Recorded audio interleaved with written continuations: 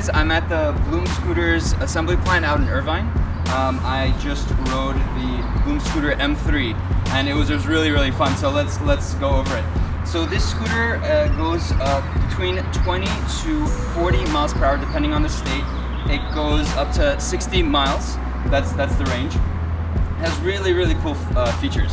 It has front and rear disc brakes, hydraulic disc brakes.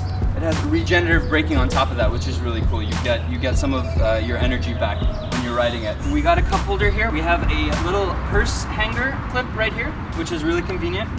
This has a key fob. It's like a car. You can unlock and lock it.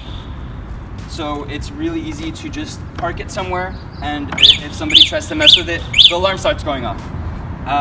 It has a digital display, so you can see your speed really easily. Let's turn that on.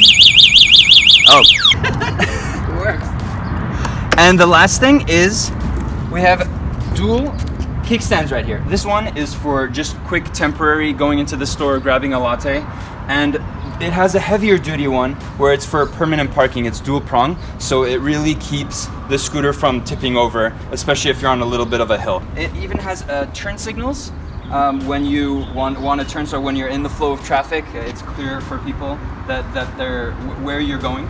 So unlike an e-bike, you can park it really easily, almost like a car. So you just find a spot, you turn it off, you set the alarm, and it just, you leave it there. There's no lock you have to mess with. You don't have to find a bike spot to park it in. The pickup is really great. Off the line, you're usually going to beat some of the cars next to you for the first few seconds, so they'll have a visual on you and you'll feel comfortable. I rode it around. It was really fun. The suspensions were really great. That's another great thing about this scooter. It has front and rear hydraulic suspensions, and they were really comfortable. I was going almost full speed into the driveway, and the suspension held really well. It was a really comfortable ride. It has running headlights for the day, and then it has high and low beam for great visibility. And one more cool thing, which is rare on scooters like this, is it has a reverse function.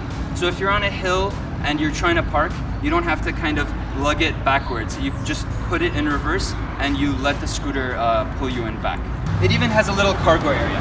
So you lift up the seat here and you can either put your helmet there or you can put a few groceries in there.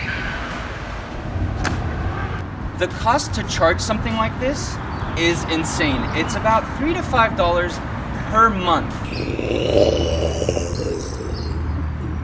That is the cost of charging this on a regular daily usage. It is so light and efficient that you're only spending a few dollars per month, like basically one latte per month to charge this thing. It's really great.